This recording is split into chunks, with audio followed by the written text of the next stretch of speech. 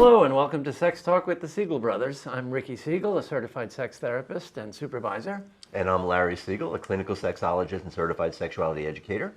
And my super awesome big brother. And favorite cheers role. to that. Thank you. To Cheers, you, my brother. and cheers to you. Thank you for joining us. Indeed. Join us in our traditional sake toast. Again, this is really nice. That's delicious. So nice. You blended so well. Thank you. Thank you. And welcome back. We're happy to be back with you for our weekly installment of Sex Talk. Indeed. Indeed. This is our chance to talk about sex on Friday night.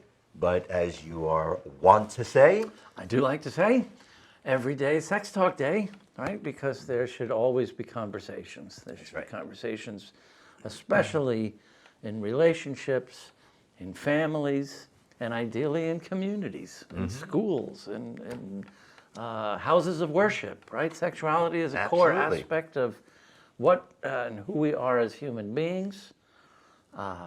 As we will talk tonight with our wonderful guest, it is entwined in our culture, the way we live, communities. Again, just we're sexual beings and live in a sexual world, and that can be either exploitive and coercive and the source of pain and shame, or it can be beautiful and creative and. And I think a big mistake is conflating those acts of violence, those experiences of pain, and all that negative stuff with sexuality. Right? Because just to reframe a little bit what you were just saying, sex is not what we do, it's what we are. And that's something that we've never really gotten a handle on in this country. It's true, yeah. Because our sex ed is so dismal, we lose sight of the fact. And think of sex as genital acts. Right. Instead of sexuality. Not just being, sex is not just short, right? We used to say this, like sex ed, education about sex. And even Jeb Bush, when he was our governor, once said, yeah, I know about sex ed, but I don't believe it's appropriate to teach young people how to have sex. That's right.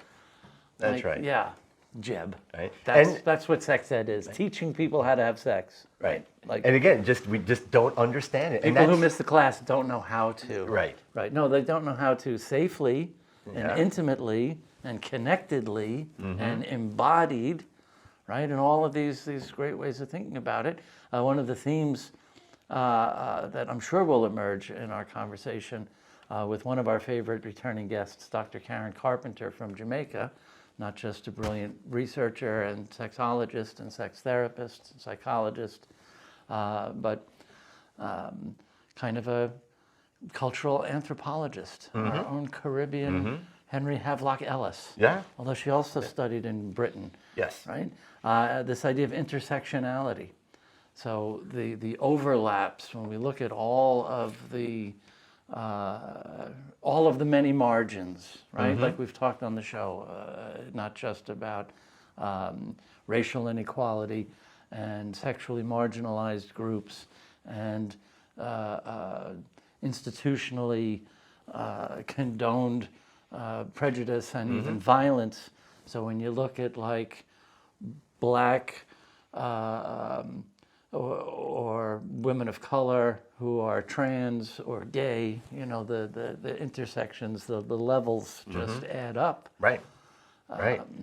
Meanwhile, when you look at all of those other intersections for gender and preference and the changing shape of sexuality and relationships, the so-called heteronormative is probably just like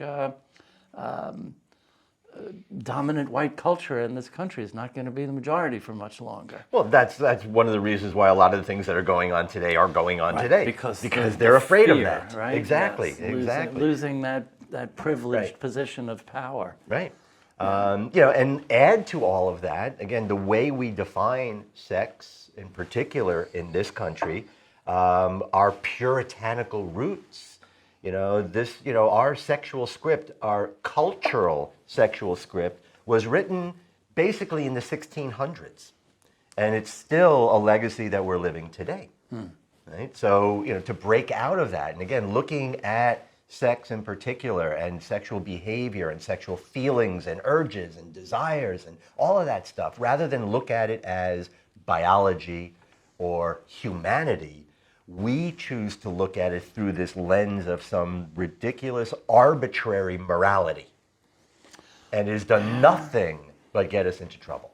Right? Yeah. I mean, it really has. When you look at all the negative sexual outcomes one can think of, we lead the world. Yeah, we do. US of A, we're number one. That's right. Yeah, go America. Yeah. And, it's not like the Caribbean and Caribbean nations weren't influenced by morality and religion. Sure. But, They grew up. had the opportunity to learn from our mistakes, perhaps. Yeah, and are growing up, I should say. Yeah.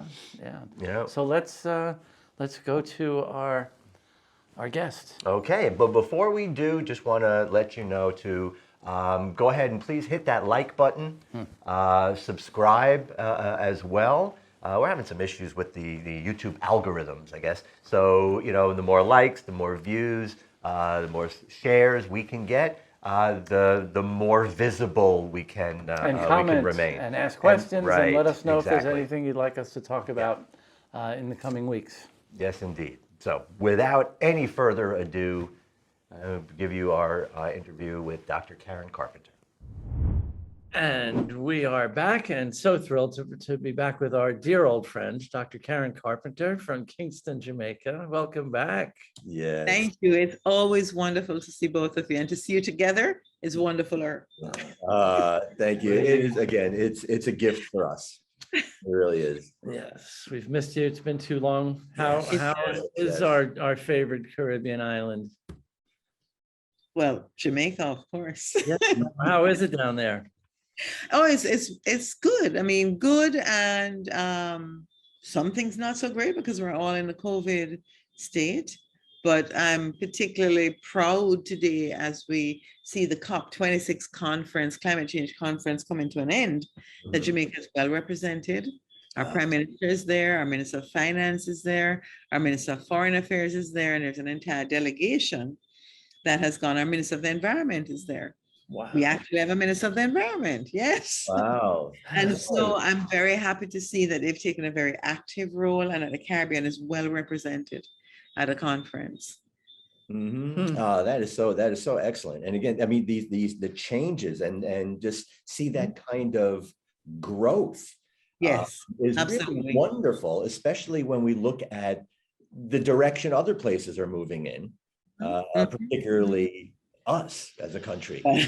Yeah, it's like, I don't want every show to have this like liberal hand-wringing, right? Why are we always such a, but here's just another example. Since we know you, I guess around 2009, 2010, you were involved in the creation of, first at the university, right? I always get the acronyms wrong.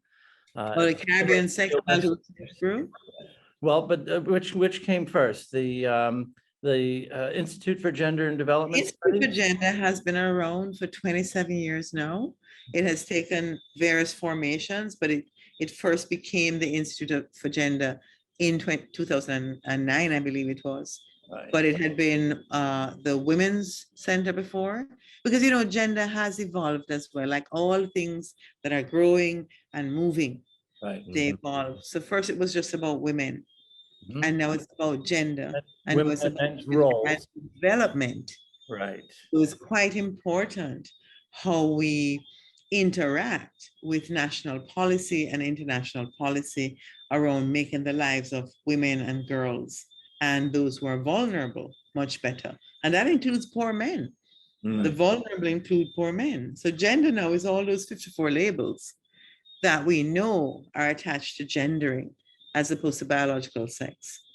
So, and the CSRG, the Center for Sexual and Sexual. Right. The Caribbean Sexuality Research Group, we still run our clinic. We're primarily a clinic, and we've had that clinic now for 11 years. And Now there are 3? in Barbados and Trinidad. That's the institutes. The Institute for Gender is 4 portions. So we have 3 landed campuses, which means campuses with land, very ancient way of saying it. Mhm. 3 landed campuses, one in Kingston in Jamaica, one in Barbados, and one in Trinidad. And then we have our regional coordinating office, which is like a satellite Mhm. that coordinates all 3 campuses. But in all, the university has 5 campuses. We're one of the largest universities in the world. We boast 660 acres of land, not counting the sea between us. And we're constantly expanding. And on our Jamaica campus, the Institute is part of a 7,000 strong person campus with 20,000 students. Amazing. Yeah. And a beautiful So- campus we had the Yeah, pleasure to visit. Absolutely. Yeah, and it hasn't lost its beauty. So I'm hoping I can invite you back very soon. Yes. Oh, invite us back anytime. Lots of opportunities for us to collaborate. Yes, we really, really, truly welcome that any and every opportunity to. Yes. Yeah. Yeah. In addition to being the premier sex therapist in Jamaica Mhm. and a major trainer of the future generation of sex therapists throughout the Caribbean, Mhm. you're an avid researcher and Yeah. cultural anthropologist, right? You're By default, by default. Unofficially. I'm not an anthropologist by training. One of my very best friends in academia is an anthropologist. He's an urban anthropologist who studies violence. And so when we think about things like violence against women, violence against children, sexual abuse, and the areas that we don't like to look at, pedophilia, paraphilias, and some of the pathologies that accompany sexual behavior. That's also coming squarely in the lap of the Caribbean Sexuality Research Group Clinic again.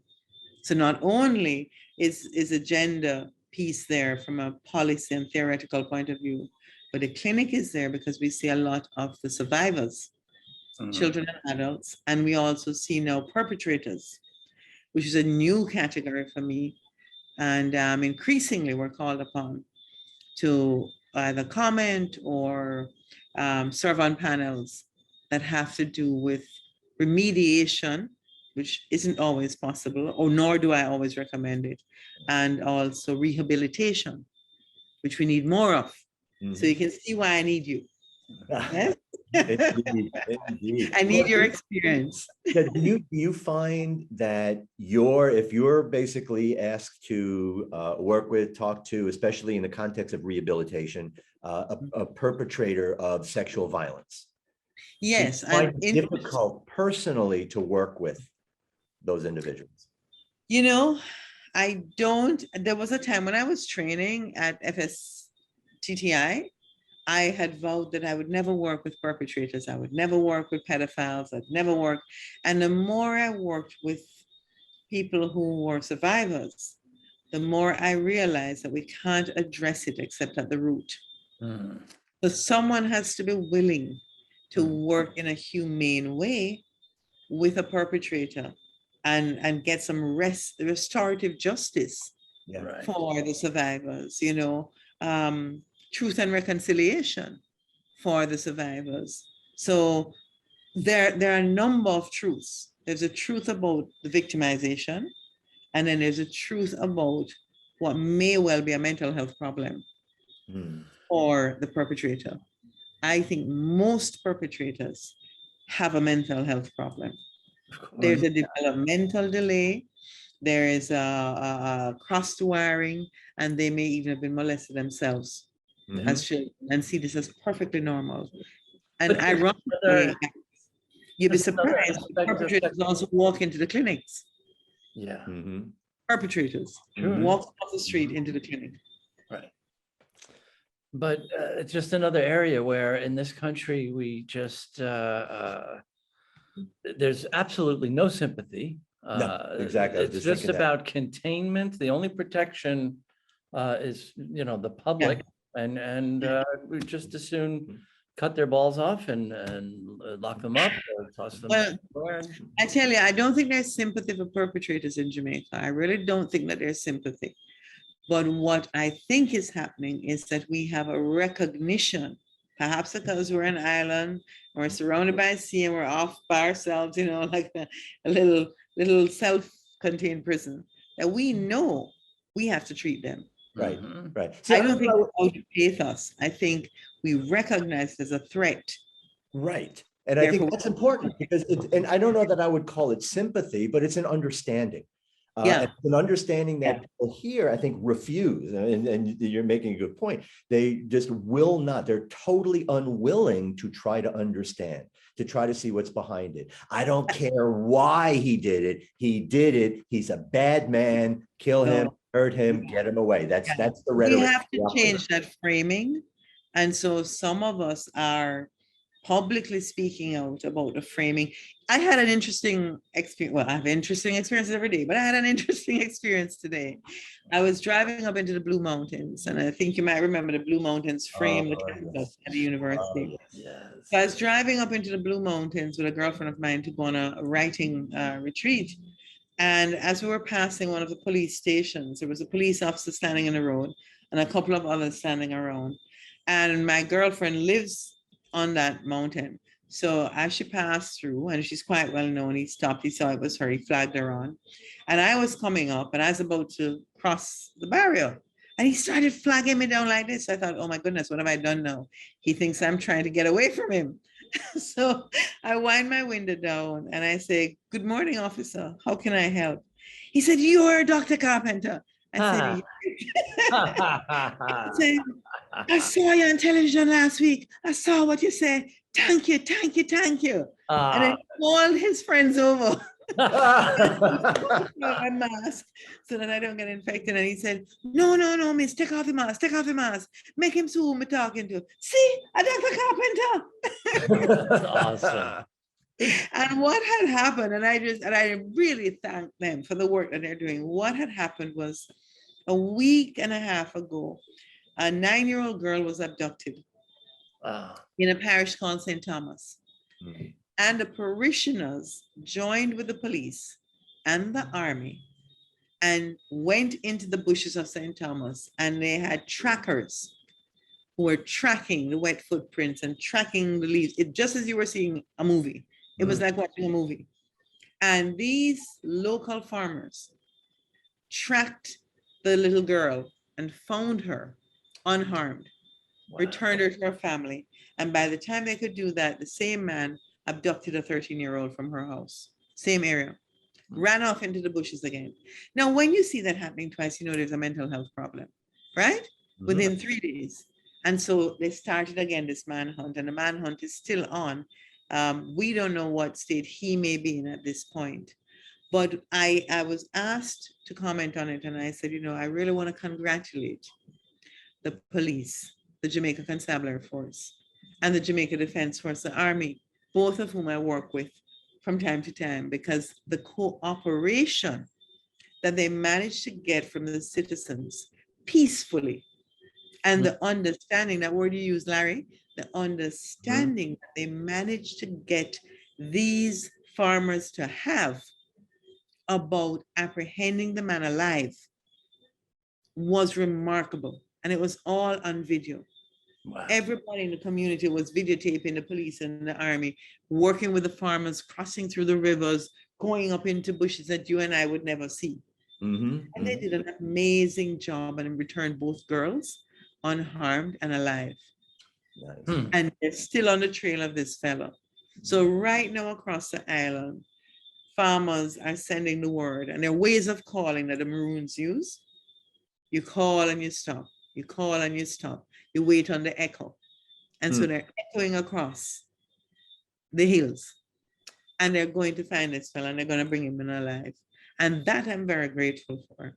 Yeah, you know, I think that's, again, we've talked before about, how Jamaica seems to be truly progressing and evolving yeah. in a wonderful way, while we here in the States seem to be moving in the opposite direction. We're devolving in many ways. We're working backwards. And one of those things that, again, what you're talking about, what's really coming in my head is you have all of these law enforcement groups as well as civilian people that Yeah. are looking for somebody who abducted children, Yeah. may have been sexual abuse. Nobody knew whether there was or wasn't Yeah. at that point, but they're still looking for a human being that has mental health issues.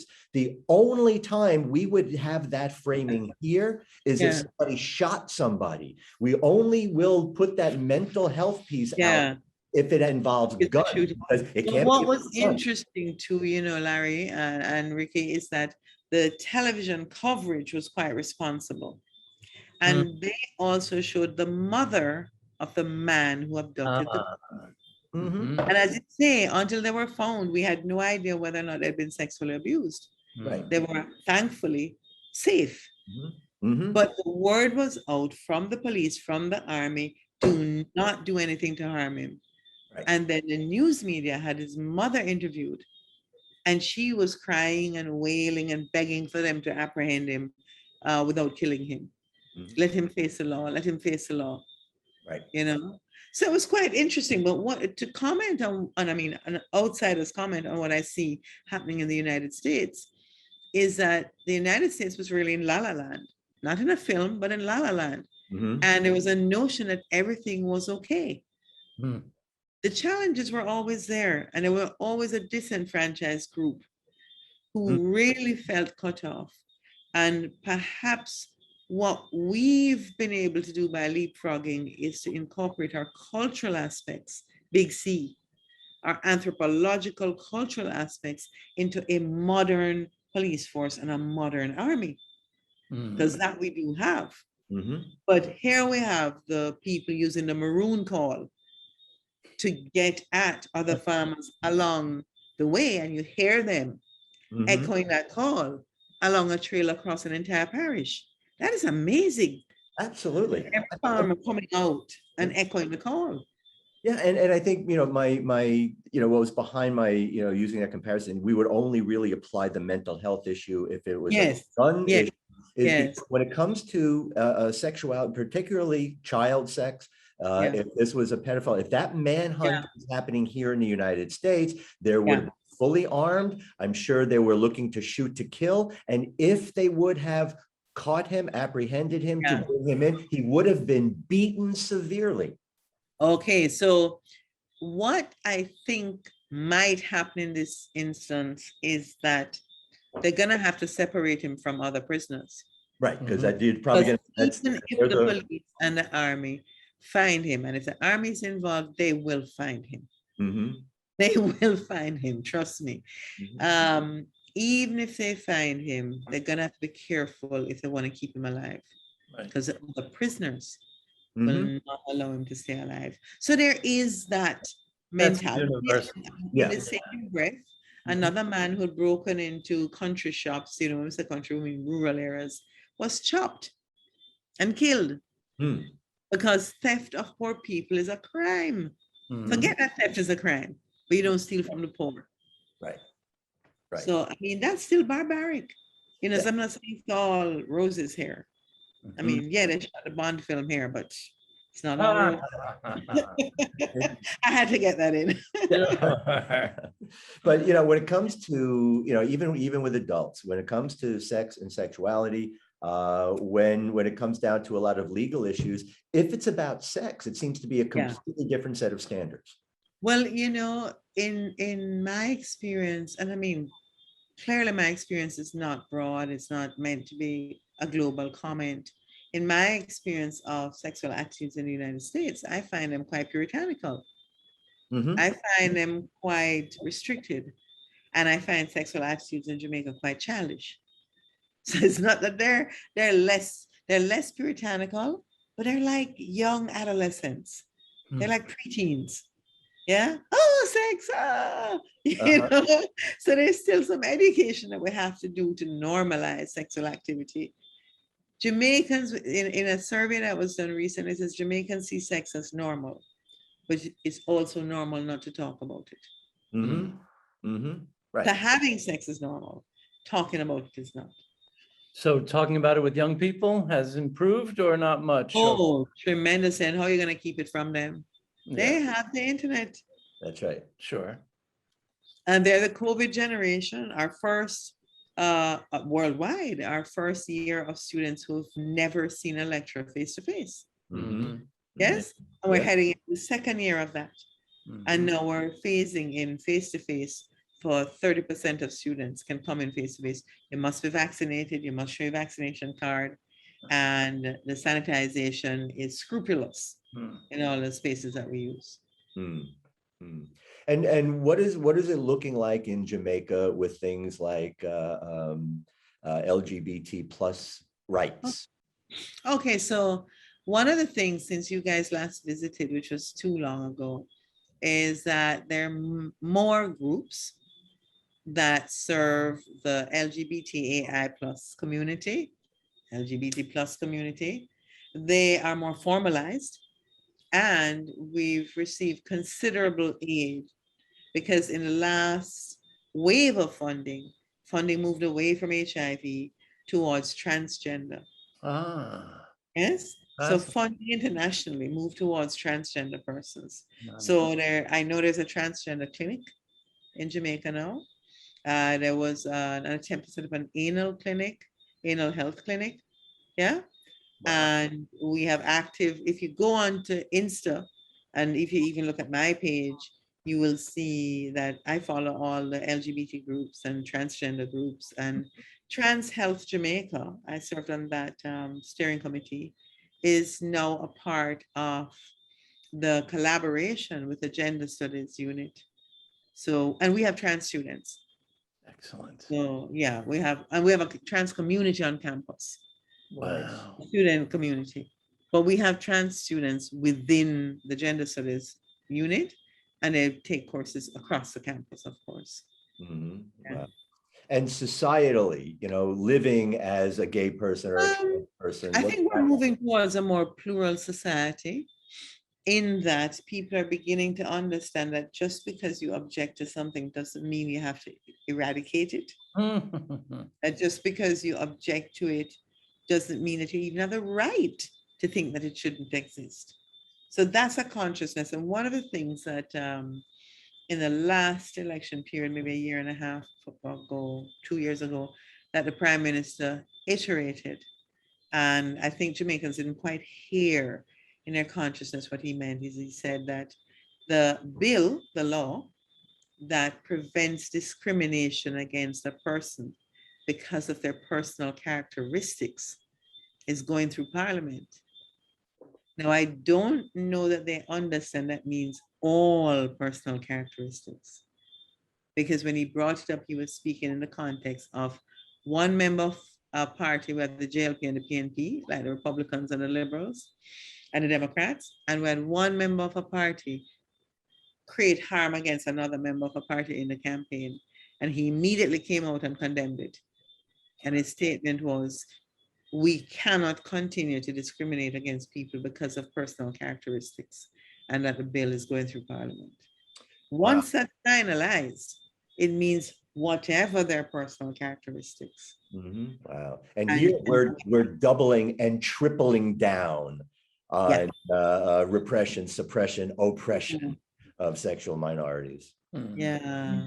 Well, the thing is, we probably have to stop looking at it as a sexual minority, in that the term minority suggests that it's not frequent. And 15% of any population in the world has steadily produced people who do not conform to overt heterosexism.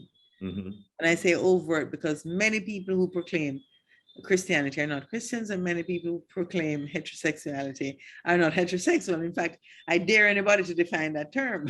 So the heterosexism that we promoted is now being questioned.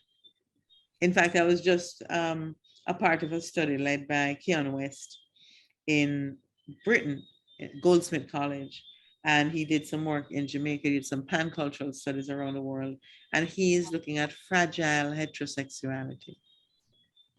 Not Fragile. fragile homosexuality, Uh-huh. fragile heterosexuality. Interesting. What is it that removes you from the category heterosexual? What actions do you have to perform to be viewed by different cultures as no longer heterosexual?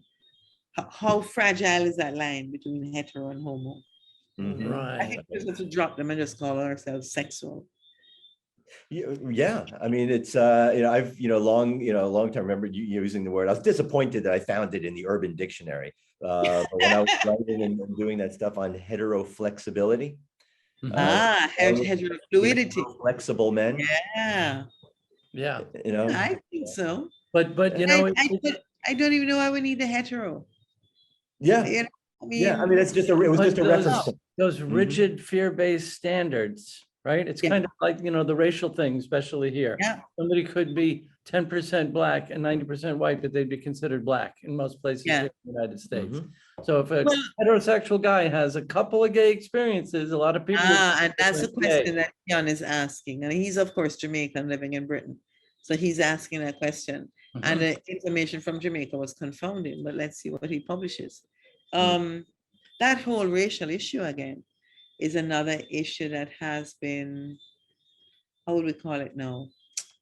Overemphasized, has been magnified. That's the word I'm looking for, magnified Right. in countries like the United States, because the whole notion of race is a fiction by itself. Mhm. And you cannot use a fairy tale. Disney cannot prove Congress. Yes? Nobody goes to Disney to pass a bill. You go to the Senate. I should hope not. It sometimes looks like it's Disney, but so we can't confuse fiction with fact, right? Race is a fiction, as somebody once said, it's a pigment of your imagination. Race was invented as a way of distinguishing the conqueror from the conquered. There is no reality to race. You cannot find a person's race in their bloodstream. You might find their ethnicity, which talks about region that you come from, culture food that you eat, types of illnesses that you're going to be prone to because of those circumstances. Ethnicity is quite circumstantial, but it is ingrained over time. So even when you do a chromosome test and you do 23andMe and what have you, it tells you the regions that you might originate from. It doesn't tell you what race you are, because race is a fiction. If I may divert, because that just reminds me of your work, that which I am least familiar with and was most surprised by. I wonder what it is. Questioning Jewish Caribbean identity. Absolutely. I would have sooner thought of Chinese influence in Jamaica than the Ashkenazi Jewish one. Oh, How we're mostly Sephardim. couple of New York Ashkenazi Jews. How did you come upon this part of your work? Well, anthropological study. Jamaicans, we used to say when I was growing up, I would be told by adults that the word Jamaican means mixed. Huh. Yes. So the notion of Jamaican, when a Jamaican says I'm Jamaican, it means I'm everything. I'm everybody. Wow. So I often say to folks that I don't have the privilege of prejudice. That's a privilege you give yourself.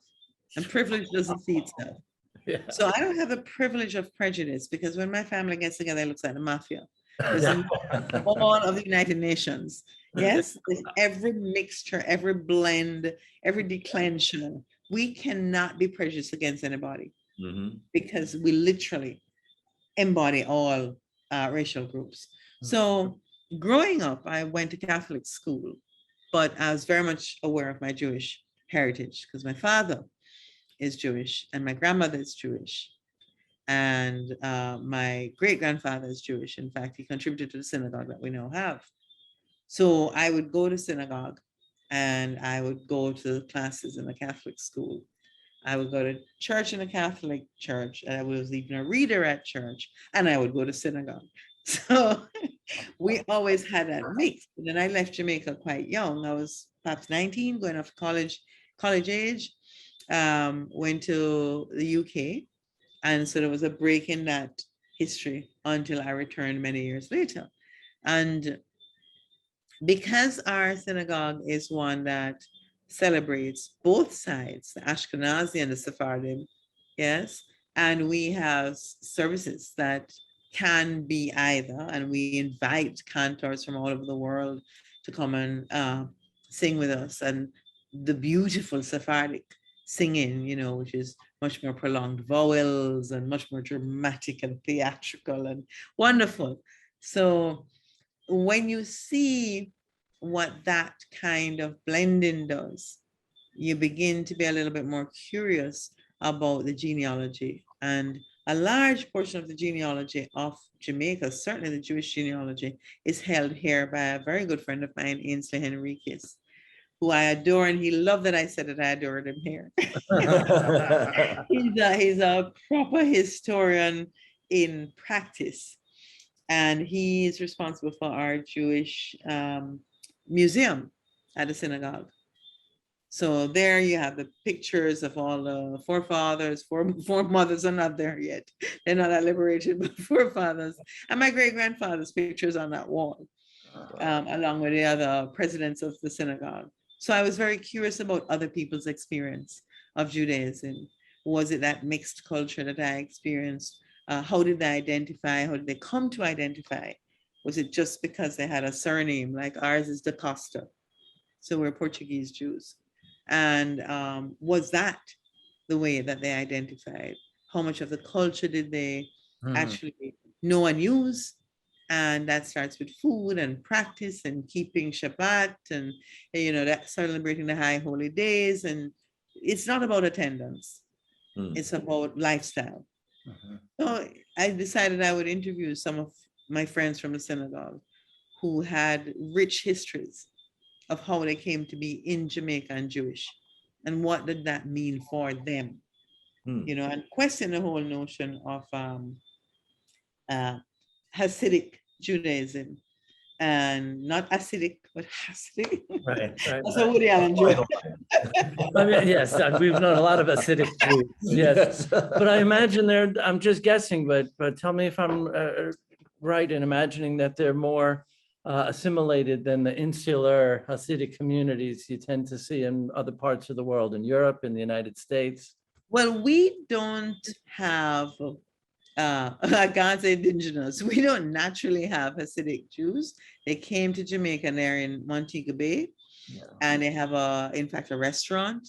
They keep services and they invite others to join them. And I remember speaking to the rabbi and interviewing him, then rabbi, and he made some comment about not knowing something or the other, and I happened to fit that category.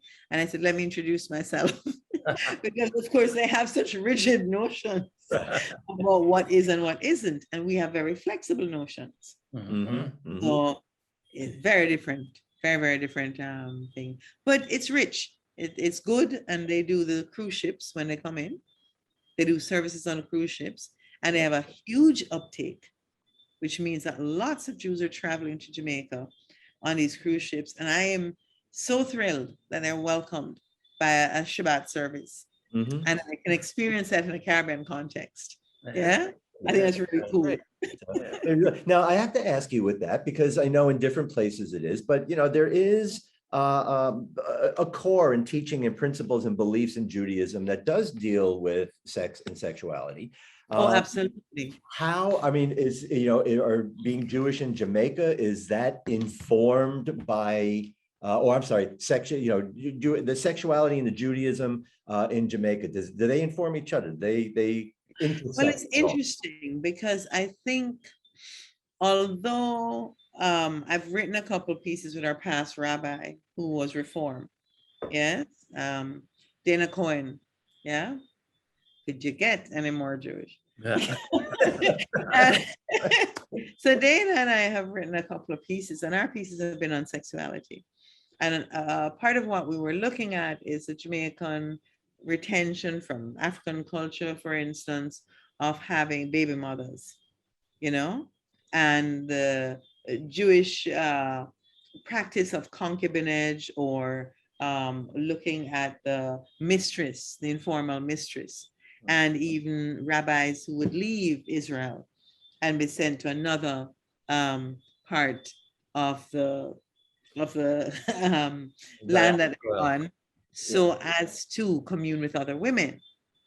Yes, and this was approved by the then rabbis. So there's all kinds of ways in which Judaism has, through its positive acceptance of sexuality, encouraged humanness.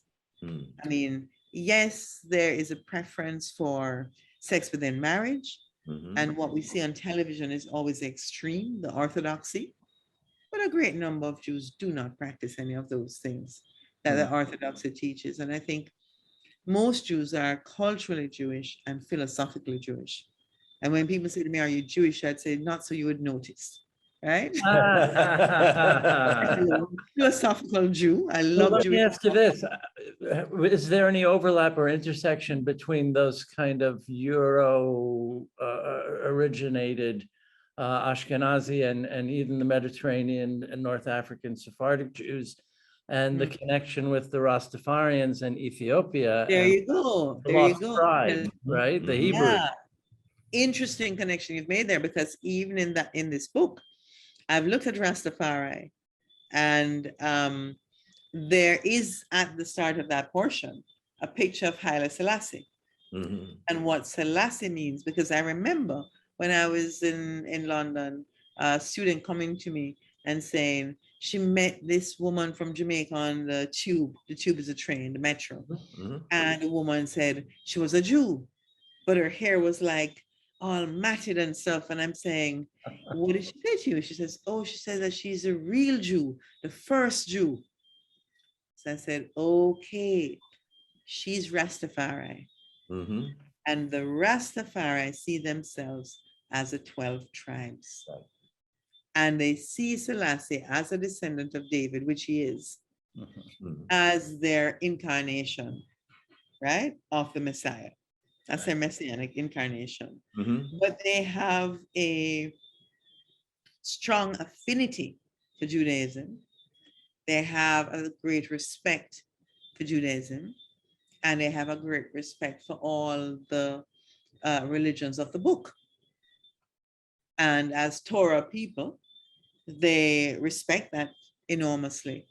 And while they have their own form of understanding of the 12 tribes, they certainly operate within that context. And each tribe, the tribe of Reuben, the tribe of Gad, each tribe has its artistry or its form of living or way of making money, and operates as much as their consciousness allows them in that ancient tradition, which is why they dress the way they dress.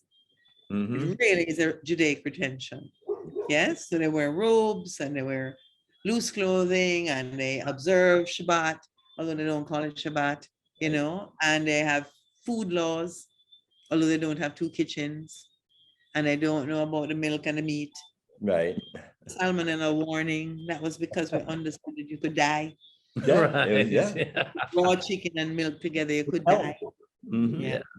Yeah. And what a lot of people are confused by, that a lot of Rastafari people wear a Star of David.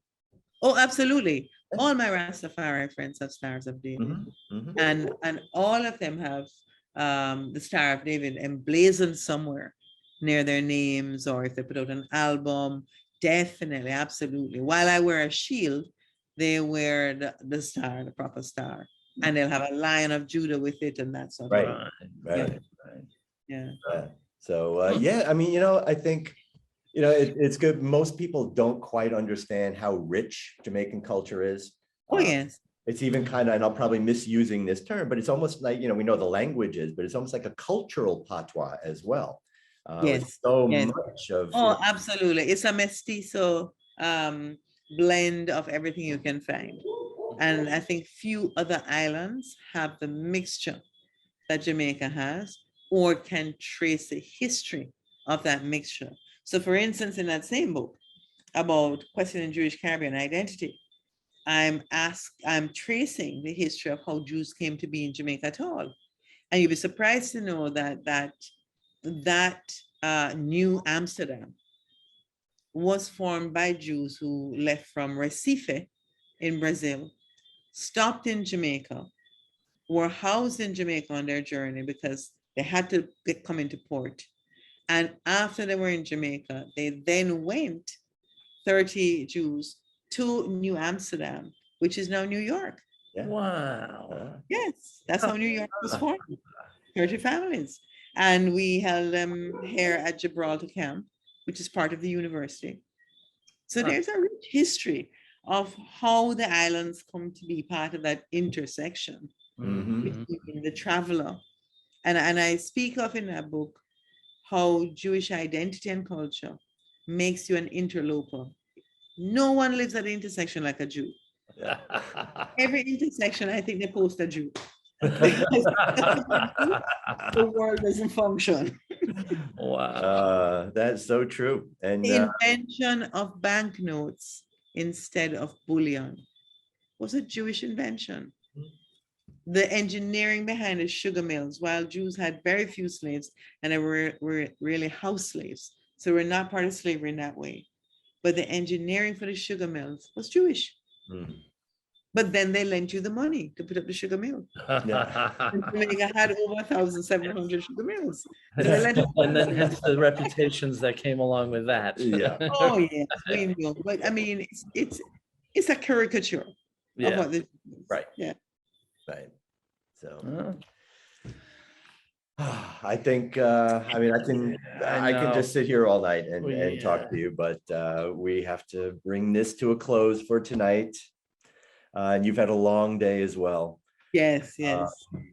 I definitely continue. I think I want to talk more because I'm really, for really sure. interested And we got to in, get back to working together again. yeah, because I Yes, mean, come and on. now, more than ever, Opportunities just are there. really, just amazed at how progressed and it's, there's no good word to use that doesn't sound condescending, but how. No, it doesn't sound condescending, but I would say, Larry and Ricky, that one of the things about developing nations, because there's no longer a third world, incidentally, and Right. Jamaica is among the developing nations. We're second tier now, which is problematic when you want funding.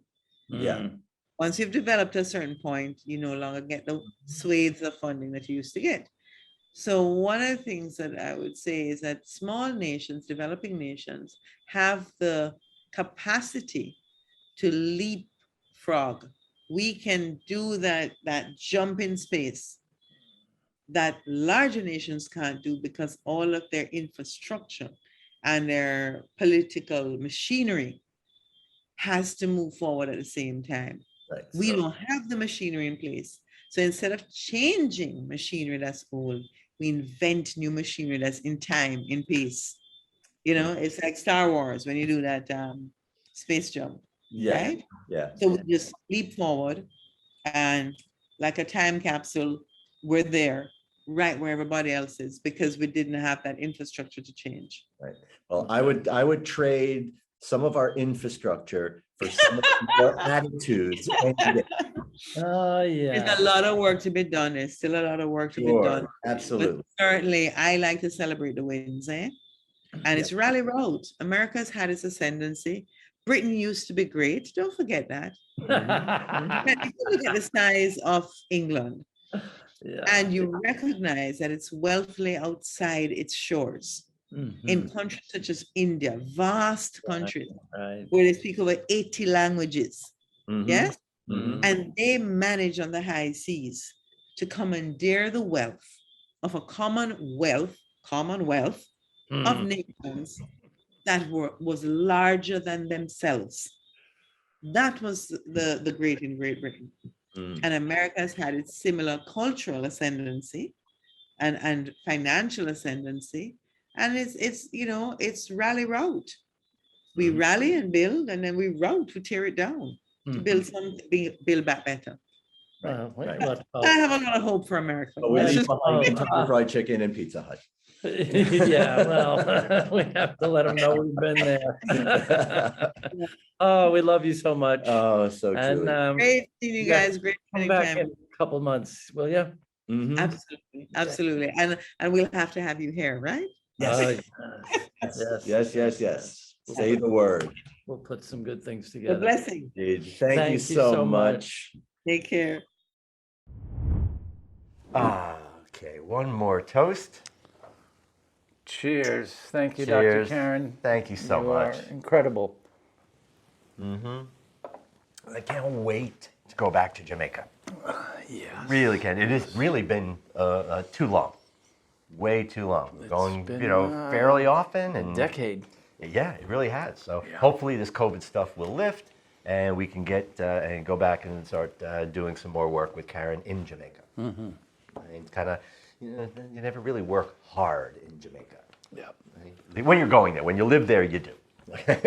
But basically, from our perspective, yeah. I was surprised to learn a lot about Jews in Jamaica.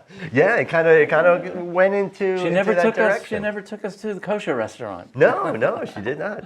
She did not. We'll have to go the next time we go. Right. But I was I really want some jerk matzo balls. I really sort of was very I'm surprised, I guess would be the word, to see all of those intersecting forces, and really surprised to see. And again, I'm sorry if this sounds like America bashing, but that Jamaica has surpassed us in terms of being progressive, being open. Yeah, talking to kids in schools and sex ed Yeah. and treatment of women and That's even right. men coming around, That's even right. in what we think of as machismo or misogynistic cliches and stereotypes. Yeah, I mean, there used to be a song I loved, years ago. And I loved the song. And it was such a great song. It had such a great hook. And then I Dance found house out thing. what it meant. And the song basically was about beating up gay men because they were gay. And now to find out that there's all these initiatives and these centers and looking at funding for treatment and services to trans people, we're going the other way. We sure are. We're going, I mean, we're working pretty hard here in the U.S. to make sure that gay people and trans people do not get rights, do not get treated like human beings. And they're You know what? I think the first sign of things to come, when we were there a decade ago, and there was that big kerfluffle. the airport. No, the Outside the airport, the statues. The statues in Yeah. Emancipation Plaza Yeah. in downtown Kingston. Yep. Where it was, where we heard that there was this uproar and this protest, and we were like, oh, we know all about that because it was just a couple of years after. Right. Now, before you go on, just to describe these two statues that are in this plaza are Abstract big, art. giant statues of basically a naked woman and a naked man. Right. Now, the Jamaican woman, the statue of this woman had, I mean, there's no denying, really large breasts, really big hips, and it was like all out there. And the male was kind of a big, like you would see a statue of a man, and basically had a very visible penis on him, as men tend to have. Well, when we heard about the complaints, our context was former Attorney General John Ashcroft, who was so offended at the naked breast on a granite statue of blind justice in the Georgia State Supreme Courthouse that he spent $6,000 of taxpayer money to drape that Cover naked it. breast. Right. So we thought, oh, sure, we know about that kind of protest. Only to find out, no, the protest, mostly among Jamaican women throughout the country, was that the penis was not big enough to portray the proud Jamaican man. And they literally brought the artist back to make it bigger. They redid and the you statue. can Google the Emancipation Plaza in Kingston, Jamaica, and you can see those proud statues that stand today. Yeah. So, yeah, attitudes drive cultural change, and it's hopefully we'll get to enjoy our own, but it's nice to be part of, to watch it unfold in a place like Indeed. Jamaica. That's right. So it Pearl gives me a of the little hope. Caribbean. Right? It does give me a little hope. As much as we complain about how, all these years we've been doing this and it's like, slogging forward, really not making much progress, but to see that it is happening, at least in other places. Yeah. if it can happen there, I'm still hoping it can happen here. I think we'll have to see what happens in 2022. Yeah. But I think there is still some hope. It can be done, keeping at it.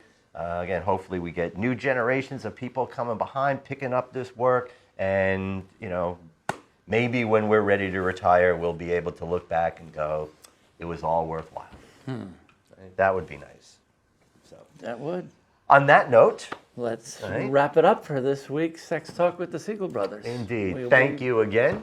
Thanks for joining us. We'll be back next Friday and every Friday at 7 East Coast time on YouTube. And thanks again for your likes and shares. Stay well. Thanks for watching Sex Talk with the Siegel Brothers. Join us each week on Friday at 7 p.m. Eastern. You can also follow us on Facebook and subscribe to our YouTube channel to stay on top of the latest developments in the ever-changing world of sex and sexuality.